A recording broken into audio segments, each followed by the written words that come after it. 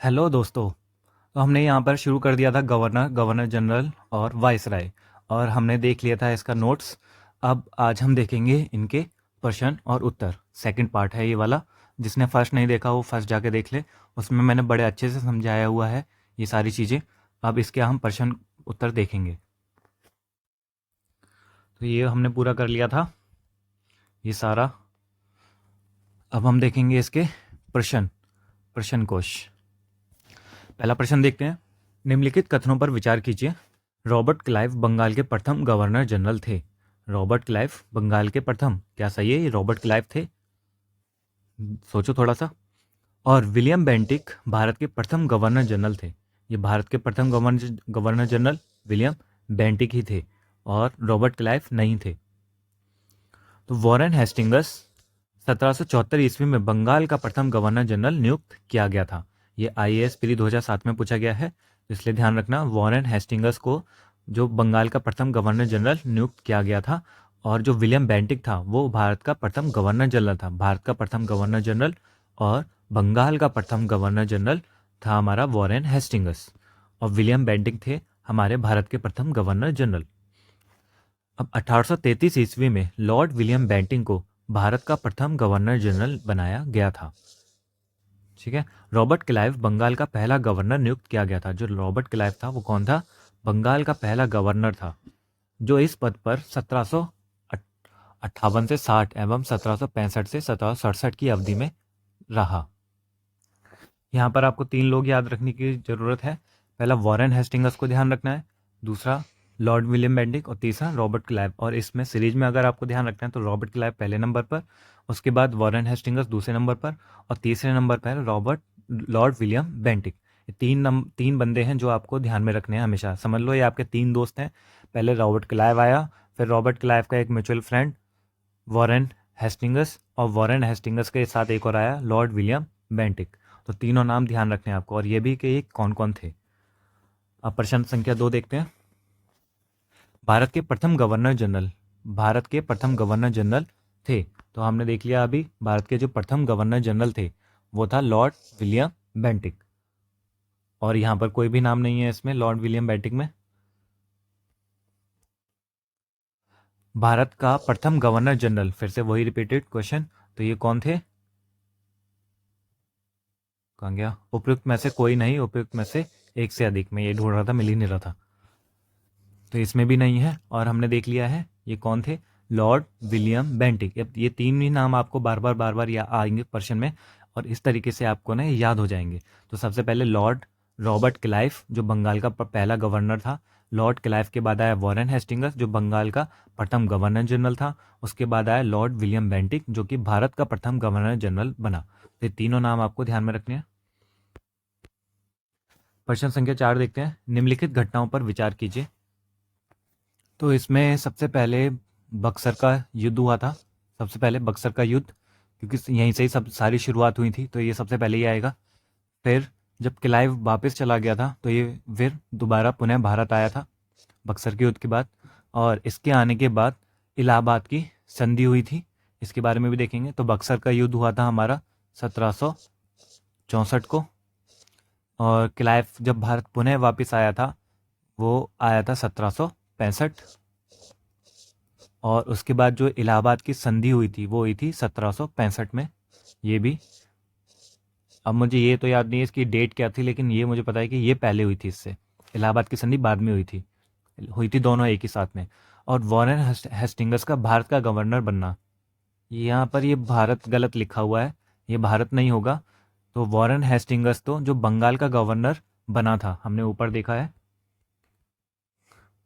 हीरा। Warren Hastings 1774 में बंगाल का प्रथम गवर्नर जनरल बना था ये।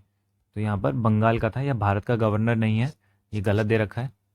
तो अगर इसे भी, अगर भारत के बदले इसे बंगाल कर दें तो ये बना था 1772 में।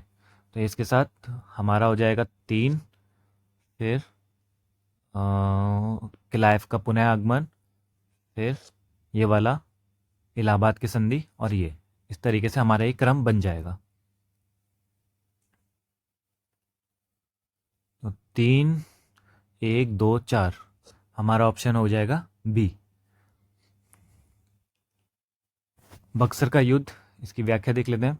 बक्सर का युद्ध हुआ था 1764 में। 1764 ही लिखा है ना मैंने? हाँ ठीक है।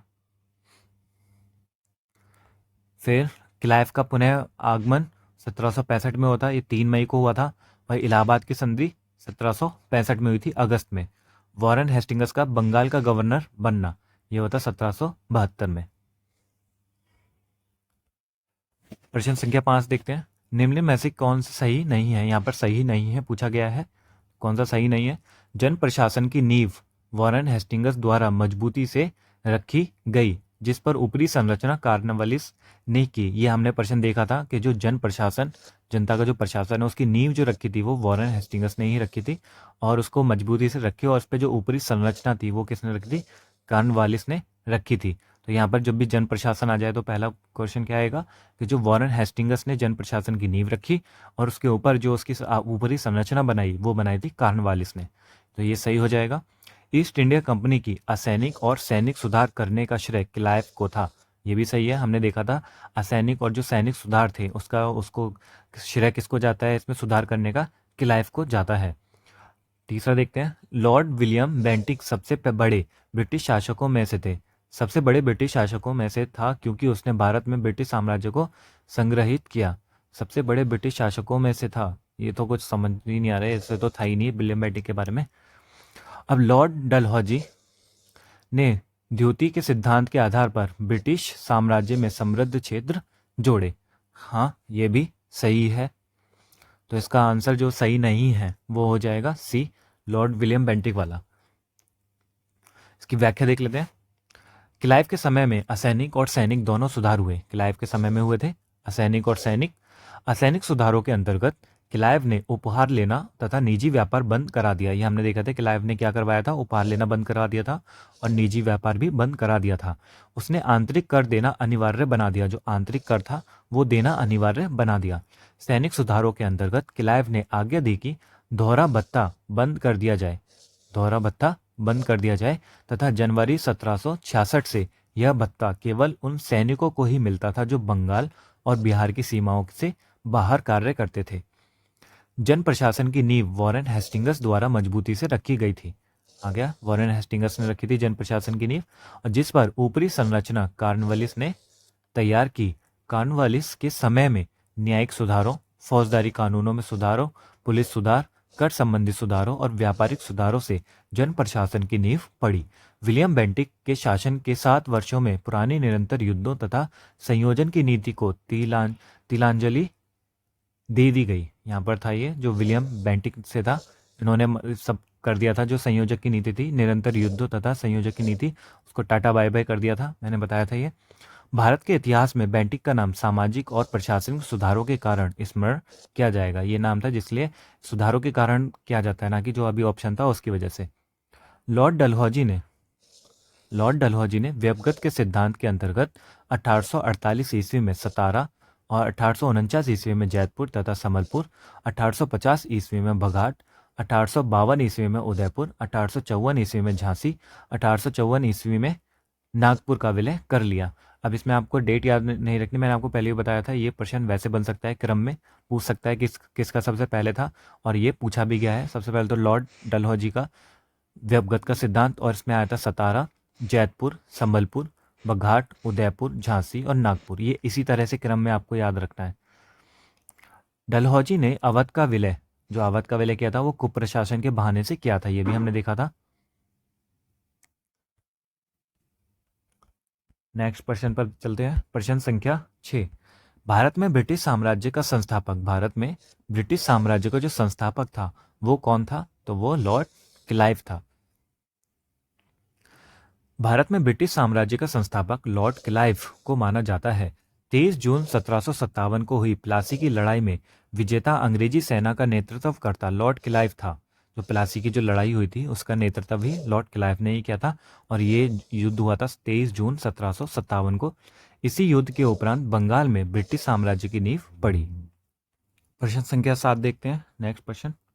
अंग्रेजों के विरुद्ध बनारस विद्रोह का नेतृत्व किसने किया था? तो अंग्रेजों के विरुद्ध जो बनारस विद्रोह हुआ था वो राजा चेत सिंह ने किया था, उसका जो नेतृत्व किया था बनारस विद्रोह का वो चेत सिंह ने किया था। ये यूपी आरओ में पूछा गया है और ये शायद इस बार रिपीट भी हो सकता है। और इस बार रिपीट ऐसे नहीं होगा, ये पूछा जा सकता है कि राजा चेत सिंह किससे संबंधित थे, किस विद्रोह से संबंधित थे, तो बनारस विद्रोह से संबंधित थे। तो ये दोनों नाम याद कर लेना, बनारस राजा चेत सिंह, बनारस राजा चेत सिंह। बनारस विद्रोह राजा चेत सिंह द्वारा 1781 ईस्वी में किया गया था। इस विद्रोह में तत्कालीन गवर्नर जनरल वॉरेन हेस्टिंग्स ने अपने सैनिकों के साथ भागकर चुनार के किले में शरण ली।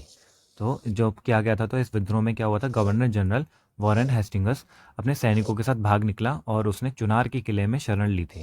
चुनार का किला। अब ये भी प्रश्न पूछा जा सकता है कि जब इस युद्ध में किसकी विजय हुई, तो इस युद्ध में हुई थी राजा चेत सिंह की विजय हुई थी। और जो वॉरेन हेस्टिंग्स था वो क्या हुआ था, चुनार के किले में जाकर छुप गया था, शरण में चला गया था। प्रश्न संख्या 8 देखते हैं। कलकत्ता में एशियाटिक सोसाइटी, जो कलकत्ता में एशियाटिक सोसाइटी की स्थापना हुई थी, किस समय बंगाल का गवर्नर जनरल कौन था? ये भी यूपीपीसीएस में पूछा गया है। तो ये कौन था? ये था हमारे लॉर्ड वॉरेन हेस्टिंग्स। जब कलकत्ता में एशियाटिक सोसाइटी की स्थापना हो रही थी तो बंगाल का governor general Lord Warren Hastings था। ये रटने वाले क्वेश्चन है सारे के सारे। 15 जनवरी, ये वैसा ही क्वेश्चन रटने वाले जैसे अगर आप स्कूल में हो तो पूछोगे जब मैं 9वीं क्लास में था तो मेरा स्कूल का प्रिंसिपल का नाम क्या था। अब प्रिंसिपल तो कितने सारे आ गए, स्कूल का प्रिंसिपल, कॉलेज के प्रिंसिपल, कितने सारे प्रिंसिपल। तो ऐसी बस ये आपको याद रखना है, जो कलकत्ता एशियाटिक सोसाइटी थी तब आप ये ध्यान रख सकते हो कि उसका प्रिंसिपल कौन था। तो उसका प्रिंसिपल लॉर्ड वॉरेन हेस्टिंग्स था, लॉर्ड वॉरेन हेस्टिंग्स। इस तरह से आप इसे याद रख सकते हो। 15 जनवरी 1784 को एशियाटिक सोसाइटी की स्थापना के समय बंगाल का governor general Lord Warren Hastings था। सुरक्षा प्रकोष्ठ की नीति, ये संबंधित है, तो ये थी वॉरेन हेस्टिंग्स से। सुरक्षा प्रकोष्ठ की नीति जो थी वो वॉरेन हेस्टिंग्स से संबंधित थी और इसे सुरक्षा प्रकोष्ठ की नीति घेरी की नीति का ही दूसरा नाम था। सुरक्षा प्रकोष्ठ या घेरी की नीति से वॉरेन हेस्टिंग्स तथा वेलिंजली संबंधित थे। वॉरेन हेस्टिंग्स ने मैसूर और मराठों के साथ युद्ध अन्य भारतीय रियासतों के साथ बराबरी की पदवी प्राप्त करने की भावना से किया।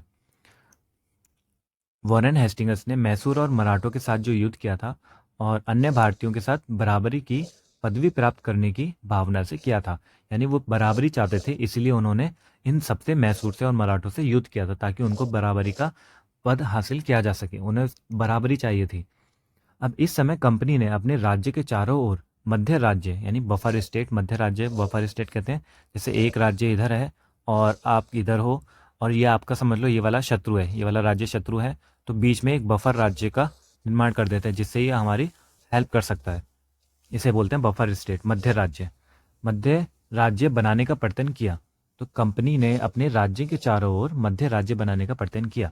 उद्देश्य केवल अपने राज्य की रक्षा करना था, अथवा हम यह भी कह सकते हैं कि अपने पड़ोसी राज्यों की सीमाओं की रक्षा करो ताकि अपनी सीमाएं सुरक्षित रहें। उस समय भय मुख्यतः अफगानों और मराठों से था। जो जो भय था सारा का सारा वो किससे था? अफगानों और मराठों से था। इसलिए कंपनी ने अवध की रक्षा व्यवस्था के कार्य को इस शर्त पर संभाला कि अवध का नवाब उस व्यय का बोझ उठाए और इस प्रकार अवध की रक्षा ही बंगाल की रक्षा थी। वेलेंजली के आने से कंपनी के भारतीय रियासतों के साथ संबंधों में परिवर्तन आया। वेलेंजली का उद्देश्य भारतीय रियासतों को अपनी रक्षार्थ कंपनी पर निर्भर करने पर बाध्य करना था। क्या करना था इसका उद्देश्य? भारतीय रियासतों को अपनी रक्षार्थ कंपनी पर निर्भर करने पर बाध्य करना था। यानी जो उनकी रियासतों की जो रक्षा थी वो अपनी रक्षा खुद ना करें, वो किस पे करने के लिए बाध्य कर दे? कंपनी पर बाध्य कर दे कि भाई आप कंपनी पर निर्भर हो जाओ और ये है ना, बस कंपनी पर निर्भर हो जाएंगे रक्षा के लिए और अपनी खुद की ना सेना हो ना कुछ भी हो। उसने भारतीय रियासतों को अंग्रेजी राजनीतिक शक्ति के और सैनिक रक्षा की घेरे में लाने का प्रयत्न किया। ये पूरा जितने भी आप ये डिफिनेशन जो पढ़ते हैं हम इसकी, और यहाँ पे जो हम व्याख्या देखते हैं, ये सब है ना आपके मेंस में काम आते हैं।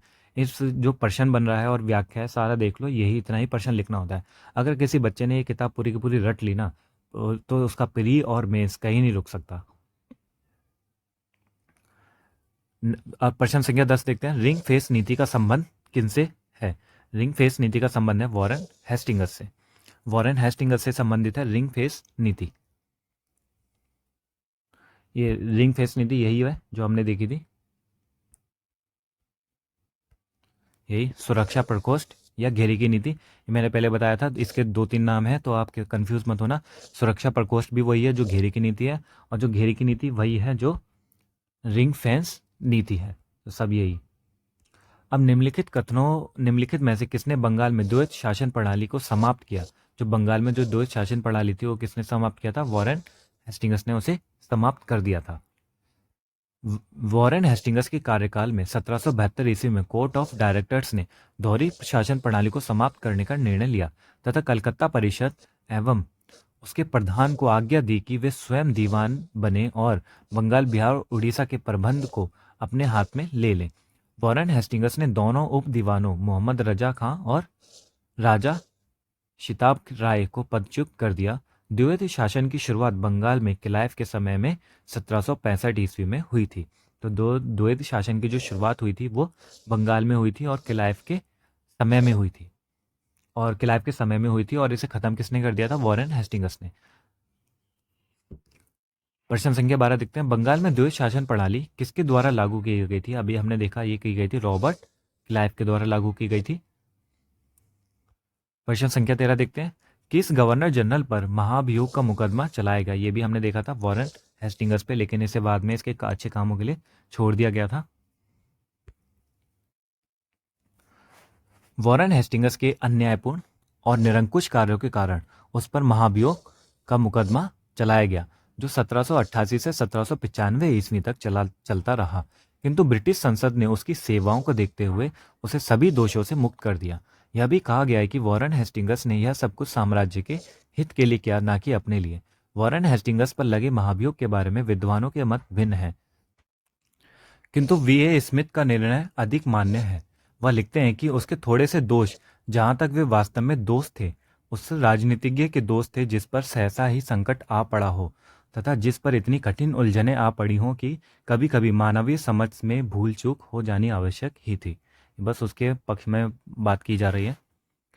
तो बस आप ये ध्यान रखना किस पे महाभियोग लगा था? वॉरेन हेस्टिंग्स के समय वॉरेन हेस्टिंग्स पर महाभियोग का मुकदमा चला था। प्रश्न संख्या 14 देखते हैं। निम्नलिखित में से किस पर ब्रिटिश संसद में महाभियोग का मुकदमा चलाया गया था? तो अभी हमने देखा वॉरेन हेस्टिंग्स पर महाभियोग का मुकदमा चलाया गया था, और ये प्रश्न पूछा गया था एमपीपीसीएस में। फिर ये प्रश्न पूछा गया यूपीपीसीएस में और यूपीपीसीएस में 2006 और 10 में। प्रश्न संख्या 15 देखते हैं। भारत में न्यायिक संगठन की स्थापना किसने की? तो हमें पता है लॉर्ड कॉर्नवालिस ने की थी। भारत में न्यायिक संगठन की स्थापना लॉर्ड कॉर्नवालिस ने की थी। दीवानी और फौजदारी न्यायालय के श्रेणीबद्ध संगठन के जरिए न्याय प्रदान करने की एक नई व्यवस्था की नींव अंग्रेजों ने रखी। इस व्यवस्था को वॉरेन हेस्टिंग्स ने आरंभ किया, मगर कॉर्नवालिस ने इसे और सुदृढ़ बनाया। किसने बनाया? कॉर्नवालिस ने इसे और सुदृढ़ किया।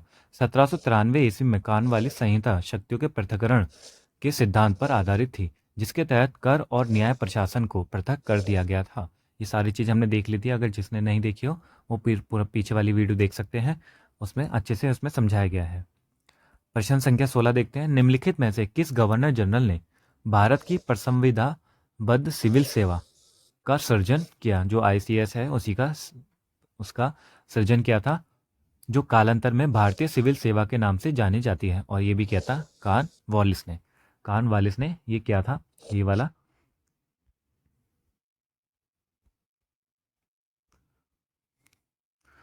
भारत की प्रसंविधाबद्ध सिविल सेवा या लोक सेवा का सृजन कॉर्नवालिस द्वारा किया गया।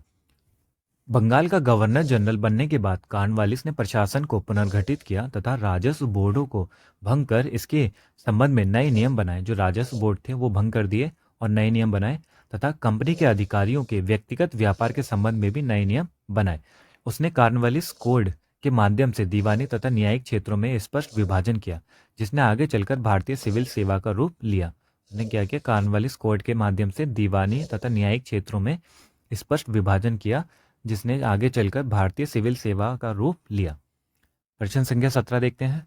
भारतीय लोक सेवा का प्रवर्तन किया गया था। भारतीय लोक सेवा का जो प्रवर्तन था, अभी हमने देखा कॉर्नवालिस के शासन काल में कॉर्नवालिस ने किया था इसका।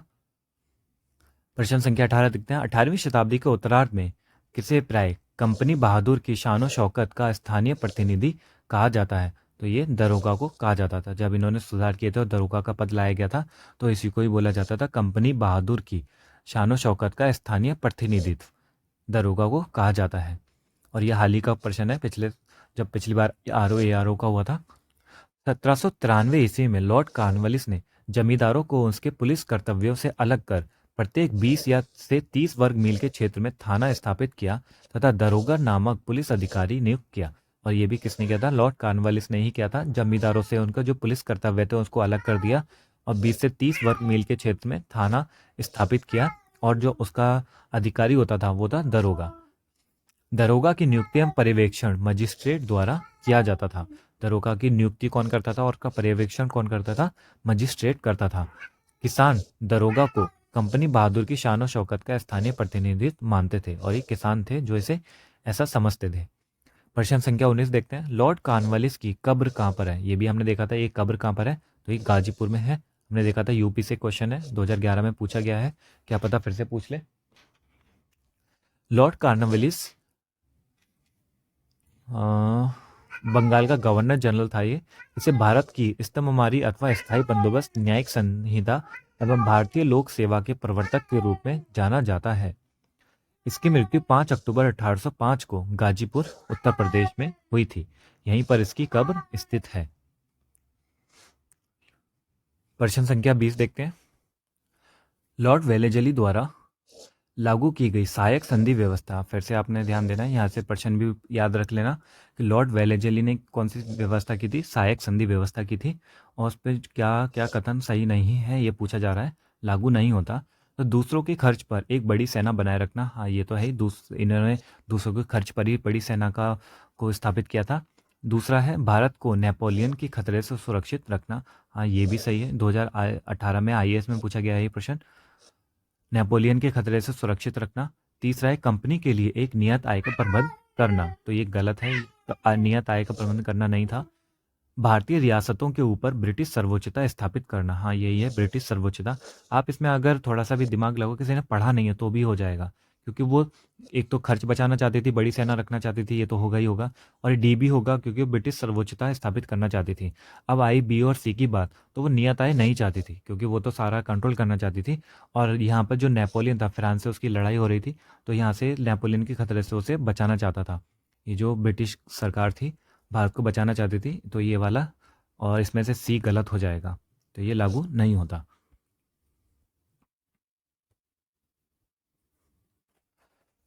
लॉर्ड वेलेजली ने भारतीय राज्यों को अंग्रेजी राजनीतिक परिधि में लाने के लिए सहायक संधि प्रणाली का प्रयोग किया। उस समय फ्रांस के विरुद्ध यूरोपीय शक्तियों का बना हुआ मोर्चा छिन्न भिन्न हो चुका था। नेपोलियन मिस्र और सीरिया को विजित कर चुका था और गंभीरतापूर्वक भारत पर आक्रमण करने की सोच रहा था। ऐसी परिस्थिति में वेलेजली ने भारत में सहायक संधि प्रणाली का प्रयोग किया, जिससे अंग्रेजी सत्ता की श्रेष्ठता स्थापित हो गई और नेपोलियन का भय भी टल गया। सहायक संधि की शर्तों में एक शर्त यह थी कि संधि को स्वीकार करने वाली रियासत कंपनी के एक सेना को रखेगी, जिसका सारा खर्च राज्य को देना होगा। इस सेना को चलाने का अधिकार केवल कंपनी को होगा। सहायक संधि को स्वीकार करने वाला राज्य किसी भी यूरोपीय या अंग्रेजों के दुश्मनों की सहायता नहीं करेगा और उसके किसी भी व्यक्ति को नौकरी नहीं देगा।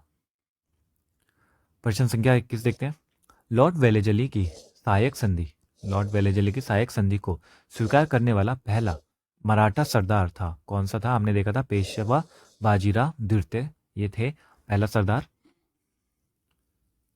दौलत राव सिंधिया और जसवंत होलकर दोनों पूना में अपने को सर्वश्रेष्ठ प्रदर्शित करना चाहते थे।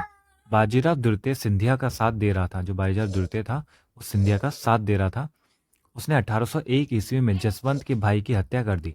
परिणाम स्वरूप जसवंत होलकर की सेना ने पूना पर आक्रमण कर पेशवा और सिंधिया की संयुक्त सेना को परास्त कर दिया। बाजीराव द्वितीय ने भागकर बसीन में शरण ली तथा 31 दिसंबर 1802 को अंग्रेजों से बसीन की संधि की। संधि के अनुसार पेशवा बाजीराव द्वितीय ने अंग्रेजों की संरक्षकता स्वीकार कर ली। यह संधि मराठों द्वारा अंग्रेजों के साथ की गई प्रथम सहायक संधि थी। यही है बसीन की संधि। प्रश्न पूछा जा सकता है आपसे, देखो ये प्रश्न नीचे ही दे दिया है। बसीन की संधि 1802 के हस्ताक्षर किसके मध्य हुए थे? तो यही सब है। प्रश्न 22 किसके मध्य हुए थे? ये हुए थे अंग्रेज और बाजीराव द्वितीय के मध्य भसीन की संधि। प्रश्न संख्या 23 देखते हैं। सहायक संधि को स्वीकार करने वाला पहला शासक था, तो ये पहला शासक था अवध का नवाब। अवध को ने सबसे पहले सहायक संधि स्वीकार की थी।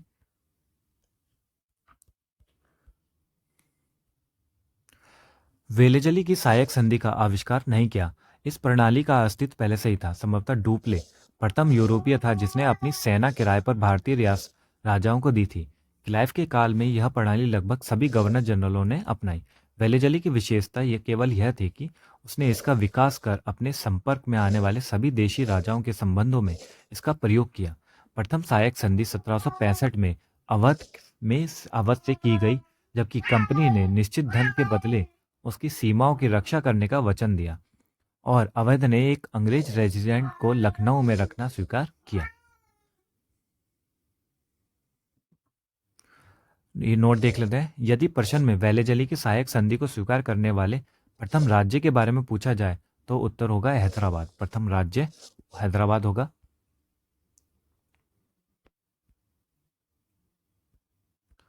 और प्रथम ये जो था प्रथम पहला शासक था अवध का नवाब। प्रश्न संख्या 24 देखते हैं। सहायक संधि को किसके काल में क्रियान्वित किया गया था? फिर से हमने देख लिया अभी किसके काल में, लॉर्ड वेलेजली के काल में किया गया था। यहाँ पर देखा लॉर्ड वेलेजली, इसी के काल में सबसे ज़्यादा किया था। और इसका निर्माण किसने किया था? डुप्ले ने। लॉर्ड वेलेजली ने इसका बहुत अच्छे से प्रयोग किया था, उपयोग किया था।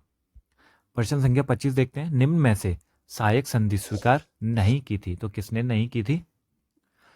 हैदराबाद के निजाम ने, इंदौर के होलकर राज्य ने, जोधपुर के राजपूत राज्य ने, मैसूर के शासक ने। तो हैदराबाद, इंदौर, जोधपुर, मैसूर, इन सभी ने स्वीकार कर ली थी। तो ये प्रश्न अलग ही है। लॉर्ड वेलेजली ने भारतीय राज्यों को अंग्रेजी राजनीतिक परिधि में लाने के लिए सहायक संधि प्रणाली का प्रयोग किया। कितनी बार आ गया, अब तो याद हो गया होगा। सहायक संधि प्रणाली किसने कर ली थी? लॉर्ड वेलेजली ने। लॉर्ड वेलेजली ने सहायक संधि प्रणाली का प्रयोग किया था।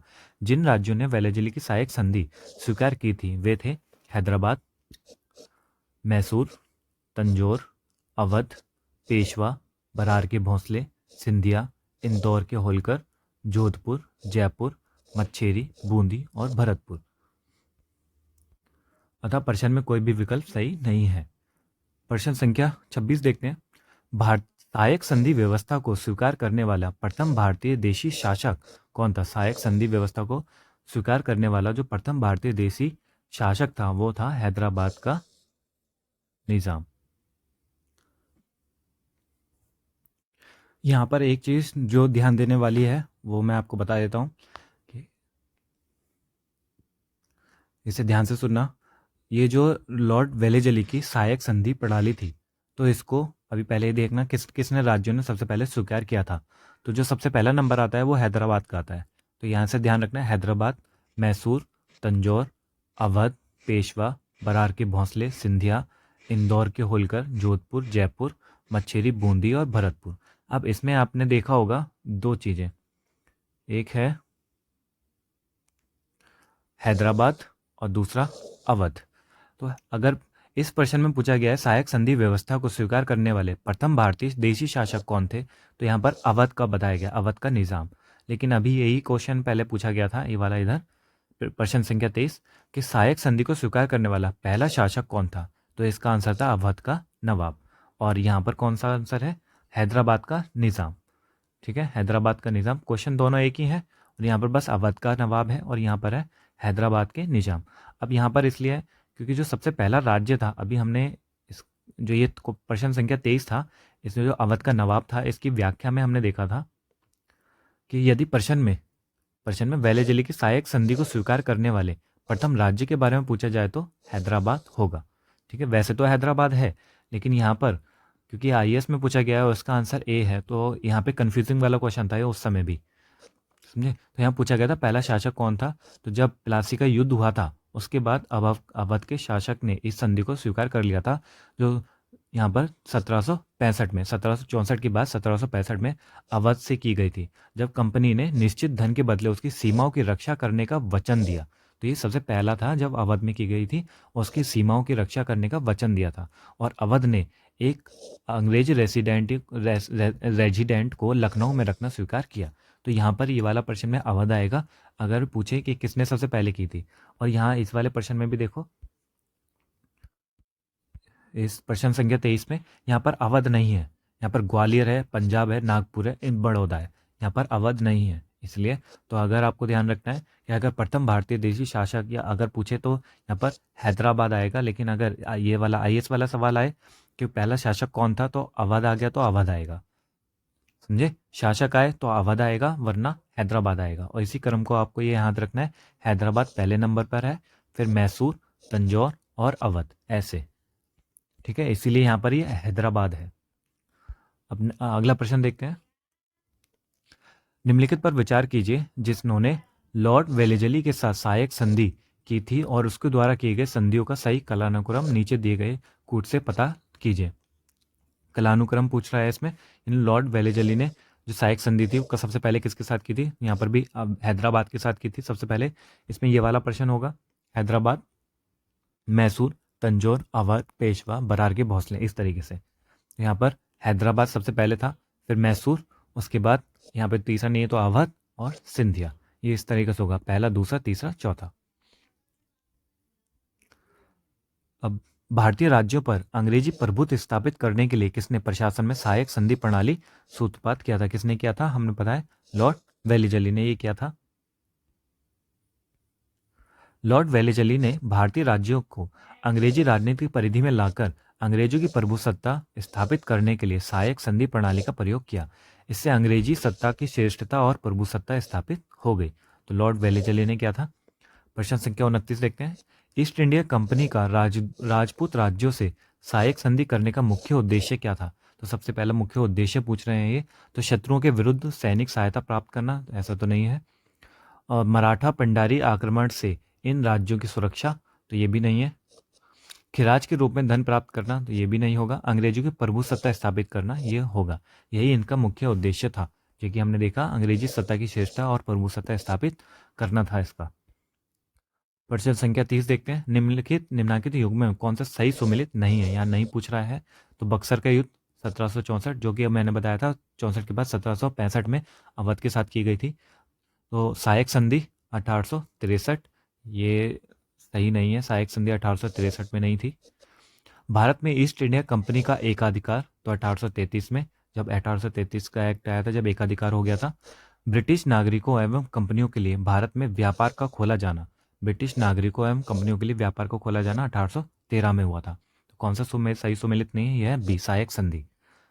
व्याख्या देख लेते हैं।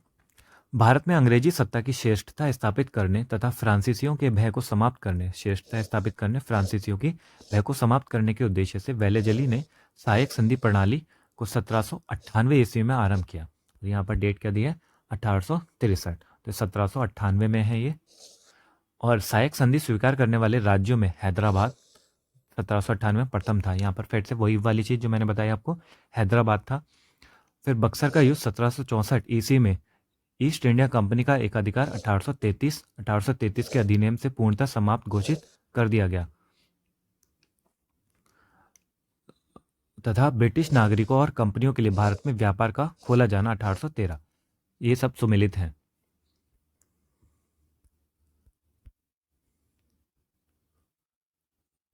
अब हम प्रश्न संख्या 31 देखेंगे नेक्स्ट पार्ट में। तो इसके लिए नेक्स्ट पार्ट में मेरे साथ बने रहना, और फिर मिलते हैं नेक्स्ट पार्ट में इसके साथ। तब तक के लिए